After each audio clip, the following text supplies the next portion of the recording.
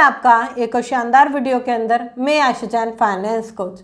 आज हम बात करेंगे कि पैसे की कमी को दूर कैसे किया जाता है। हर इंसान चाहता है कि जो उसकी पैसों की कमी है वो दूर हो जाए, उसके पास ज़्यादा से ज़्यादा पैसे आए और कभी भी उसे पैसों की तंगी ना सहन करनी पड़े। मगर समझ नहीं आता कि ऐसा क्या किया जाए कि पैसों की कमी दूर हो जाए। आज मैं ऐसे 8 स्टेप आपको बताऊंगी जिसे अपनाकर आप अपने पैसों की कमी को दूर कर सकते हैं, ज़्यादा पैसे बना सकते हैं और जो आप तंगी फेस कर रहे हैं उसको आप ख़त्म कर सकते हैं। अगर आप इस चैनल पर नए आए तो चैनल को अभी सब्सक्राइब कर लीजिए, बेल आइकन को हिट कर दीजिए जिससे कि ऐसी नॉलेजेबल और वंडरफुल वीडियो आप बिल्कुल भी मिस ना करें। शुरुआत करते हैं। सबसे पहली जो गलती एक मिडिल क्लास पर्सन करता है वो करता है कर्ज लेने की। देखिए, जब भी आप कर्ज लेते हैं ना तो आपके पास पैसों की कमी हमेशा रहेगी। मैं आपको बताऊं, आज से कुछ समय पहले, लगभग 2-3 साल पहले, मेरे पास ऊपर, ये समझिए, मेरे ऊपर 8 लाख रुपए का लोन था और मैंने उसे कैसे चुकाया है इसे मैं ही जानती हूँ। बिकॉज मैं आपको बताऊँ, वो लोन मुझे कभी भी जीने नहीं देता था। आज भी अक्सर कभी कभी ऐसा होता है, मैं उस पल को सोचती हूँ कि जब मैं ऑलरेडी वहाँ पर 50,000 रुपये कमाती थी और 30,000 रुपये मेरा कर्ज में चला जाता था। मतलब कि कुछ कमेटी हो गई, किसी का कर्ज हो गया, किसी का लेना हो गया, किसी से मैंने कभी लिया था उसे देना हो गया। इस तरीके से मेरे 30-40 हज़ार रुपये चले जाते थे और घर के खर्चे के लिए बहुत ही मुश्किल से पैसा मैं बचा पाती थी। उस समय मुझे समझ में आया था कि अगर ये कर्ज है ना, ये रेगुलर मेरे ऊपर चलता रहा तो मेरे घर में हमेशा पैसों की कमी रहेगी। कभी भी मैं पैसा कितना भी बचा लूँ या कितना भी मैं कमा लूँ, वो बचेगा ही नहीं, ये पॉसिबल हो ही नहीं पाएगा। तो सबसे पहले मुझे उस कर्ज को ख़त्म करना पड़ेगा। आप भी एक चीज़ समझ लीजिए, अगर आप भी कर्ज पर डिपेंड हैं या कर्ज आपने ले रखा है और बहुत ज़्यादा फंसे हुए हैं आप, तो सबसे पहले आपको ये कर्ज ख़त्म करना पड़ेगा। आपको ये हैबिट डालनी होगी कि कर्ज मुझे नहीं लेना है। बहुत सारे लोग क्या करते हैं, कर्ज खत्म कर दिया फिर ले लिया, एक खत्म कर दिया फिर ले लिया। ये बहुत गलत हैबिट होती है। कुछ लोग क्या करते हैं कि अभी तक ख़त्म ही नहीं हुआ है फिर भी कर्ज ले लिया। ये एक आदत बन जाती है कर्ज लेने की। आपको समझना होगा कि अगर आपको एक अच्छी लाइफ स्टाइल जीनी है ना, हाँ, आपको फाइनेंशियली फ्री होना है, तो सबसे पहले आपको डेप्थ फ्री होना पड़ेगा। अगर आप डेप्थ फ्री नहीं होंगे ना तो इन चीज़ों में आप फंसे रह जाएंगे। सबसे पहला पॉइंट आता है। दूसरा आता है समाज को दिखावा करने के लिए कुछ ऐसी अनचाही चीज़ें ले आना जिसकी कि शायद आपको नीड नहीं थी।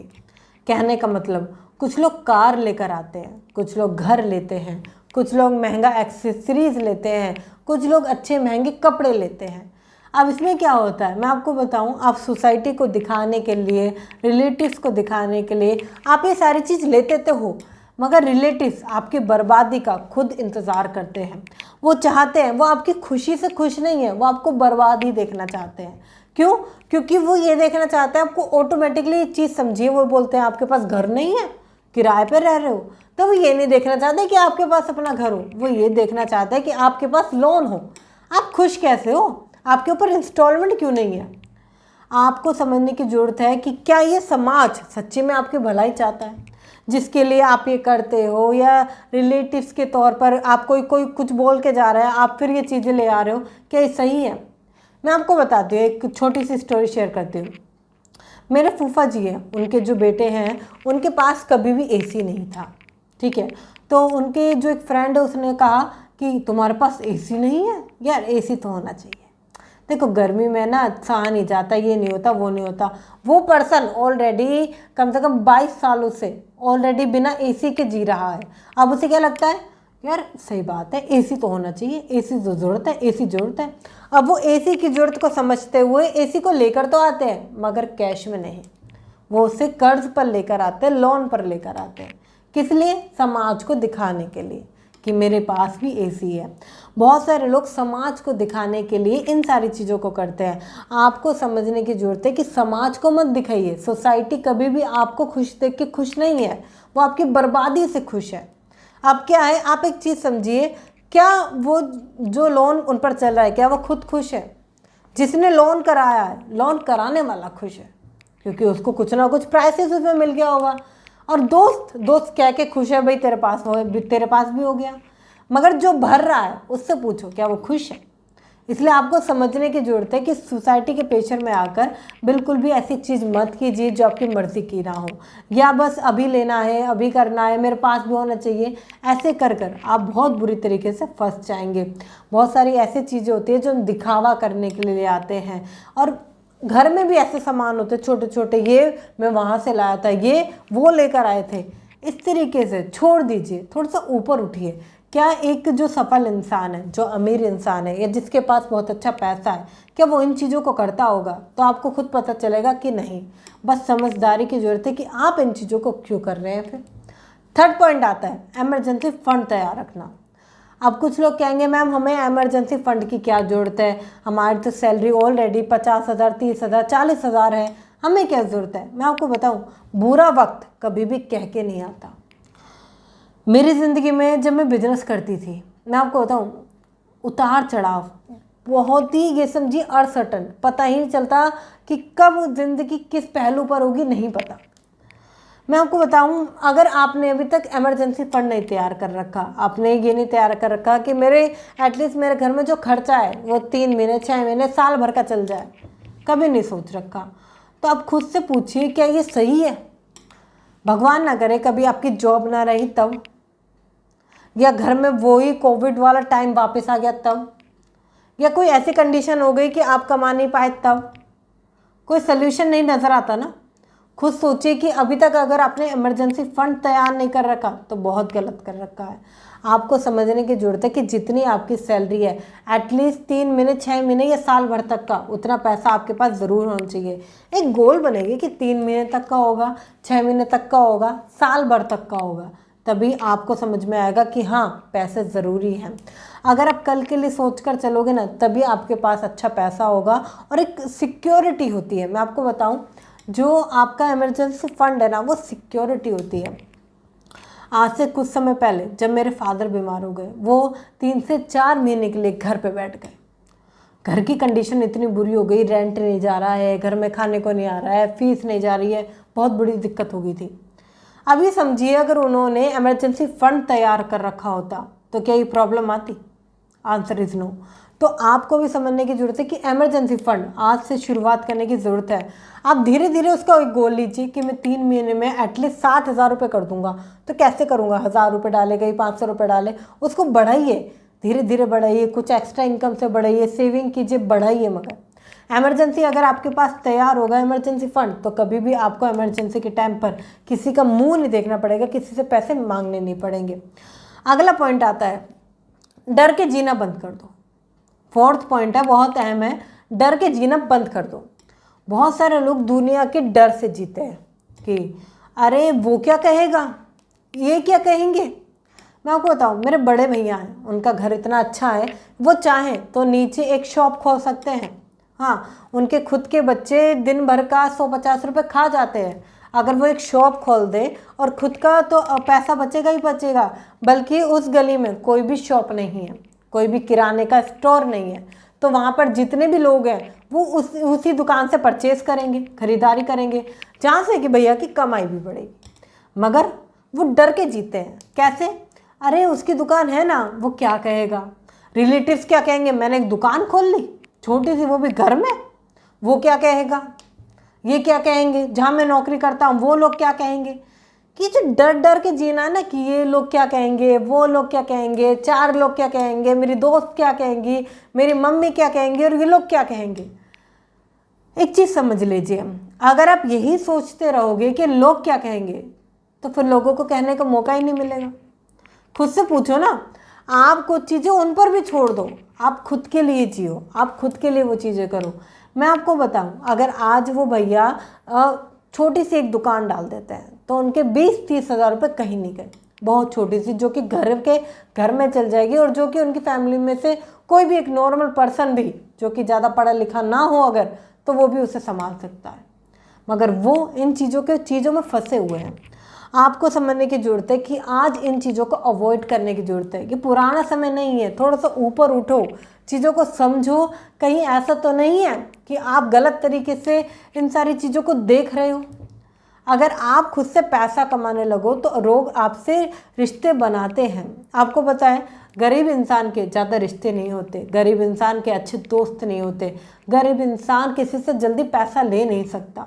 मगर अमीर इंसान को देखो, उसके पास उतने अच्छे दोस्त होते हैं, रिलेटिव्स अच्छे होते हैं, लोग पैसा देने को तैयार होते हैं, बैंक पैसा देने को तैयार होती है। तो एक चीज़ को समझिए, आपको किस कैटेगरी में आना है और ये चॉइस आप करते हैं। बिकॉज कोई भी गरीब शुरू से पैदा नहीं होता, उसको गरीब बनाती है उसकी मेंटलिटी, उसको गरीब बनाता है उसका आसपास का एनवायरनमेंट, उसको गरीब बनाता है वो गरीब होने के कुछ पॉइंट्स जो कि उसके अंदर या तो हैं या तो वो ले आया है, राइट।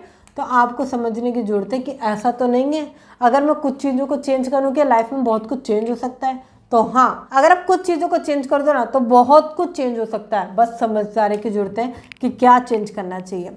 अगला पॉइंट आता है इन्वेस्टमेंट को इम्पोर्टेंस देना। बहुत सारे लोग इन्वेस्टमेंट को इम्पोर्टेंस ही नहीं देते, तो उनकी गरीबी कभी भी दूर नहीं हो सकती, उनकी पैसों की तंगी कभी भी दूर नहीं हो सकती और पैसों की कमी हमेशा बनी रहेगी।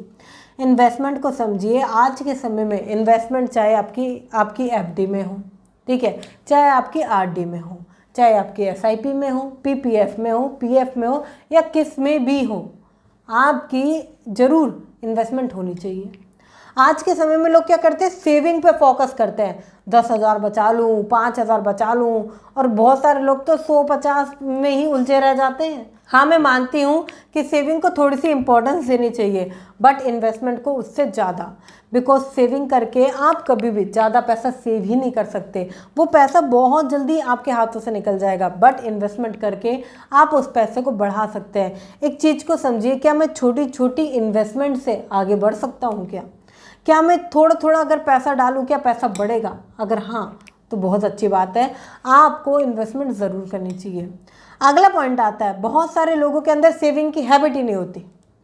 उन्हें क्या लगता है, देखा जाएगा जो कल होगा, अरे सोच लेंगे, अरे मेरे पास तो बहुत समय पड़ा है।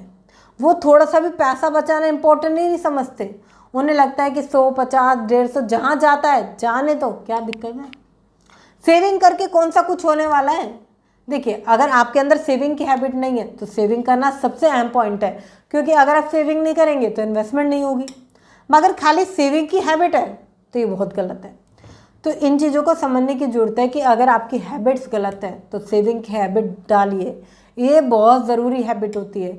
इसे डालकर आप उससे ऊपर इन्वेस्ट कीजिए।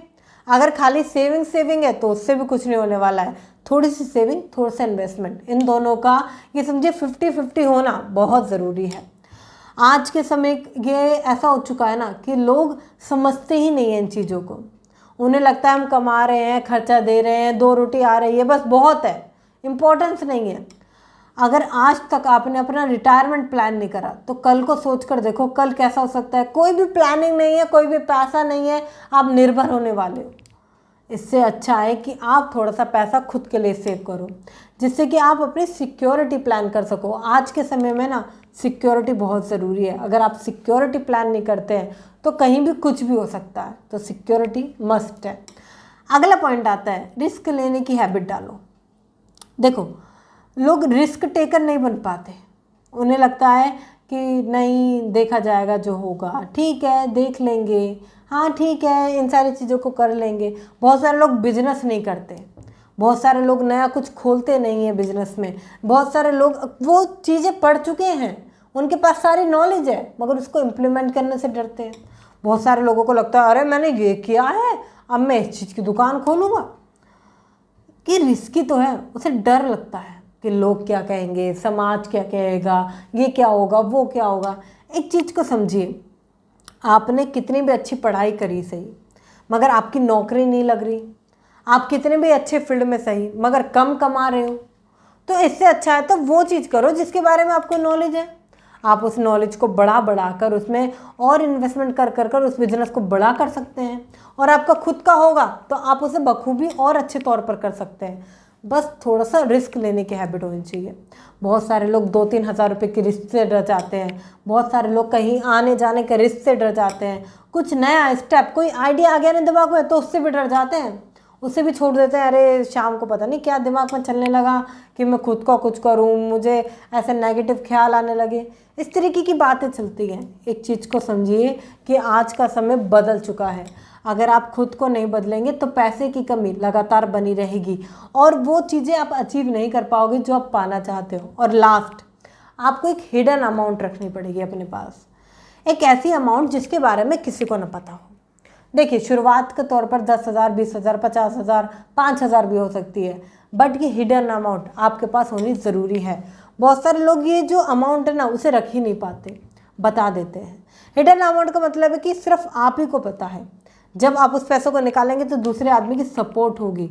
और अब कुछ लोग कमेंट करेंगे इसमें, मैम हम मर गए तो वो पैसा किसी को मिलेगा नहीं। तो आप उसको लिख सकते हैं ना एक जगह, उसको लिख सकते हैं कि भाई इतना पैसा मैंने यहाँ रखा हुआ है। वो कुछ भी हो सकता है, क्योंकि एक हिडन अमाउंट आपके पास ज़रूर होनी चाहिए जिसके बारे में किसी को ना पता हो। कहने का मतलब वो आपकी खुद की सिक्योरिटी हो या इमरजेंसी के टाइम पर आप उसे निकाल सको। कई बार ऐसा होता है कि हम घर में बता देते हैं हमारे पास इतना पैसा है, हमारे पास इतना पैसा है, तो वो पैसा खर्च हो जाता है। हाँ, वो मांग लिया जाता है कि आपके पास है तो इतना दे दो। कई बार वाइफ ने अगर पैसा कुछ सेव कर रखा है तो हस्बैंड मांग लेते हैं, बहन से भाई मांग लेता है। इस तरीके से ना पैसा इधर उधर हो जाता है। मगर अगर आप कुछ अमाउंट हिडन में रखते हैं जो आप किसी को नहीं बताते तो पैसा वो रुका रहता है। अगर कभी भी आपको लगता है कि पैसे की कमी हो रही है, कोई भी इशू है, तो आप उस पैसे को निकाल सकते हैं और आपका डिसीजन होगा कि वो निकालना है या नहीं। और कई बार केसेस में आप ना निकालें तो ही बढ़िया है। आपको सोचने की ज़रूरत है कि इनमें से कौन सा स्टेप आपको अपनाना है।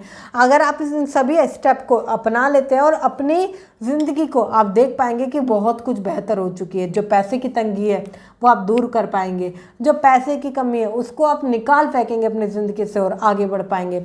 शेयर कीजिए वीडियो उनके साथ जिनके घर में पैसों की कमी बनी रहती है या जिनको नहीं पता कि सही स्टेप क्या है जिससे कि वो पैसे की तंगी को दूर कर सके। एक शेयर तो बनता है, क्योंकि एक शेयर करने से सामने वाले की लाइफ में बहुत कुछ इंप्लीमेंट हो सकता है और मुझे पता है आप एक शेयर ज़रूर करेंगे। अगर आप इस वीडियो पर नए आए हैं तो चैनल को अभी सब्सक्राइब कर लीजिए, बेल आइकन को हिट कर दीजिए जिससे कि ऐसी वंडरफुल वीडियो आप बिल्कुल भी मिस ना करें। और हाँ, वीडियो को लाइक करना बिल्कुल ना भूलें। मिलते हैं फिर किसी शानदार टॉपिक के साथ, तब तक के लिए थैंक यू सो मच।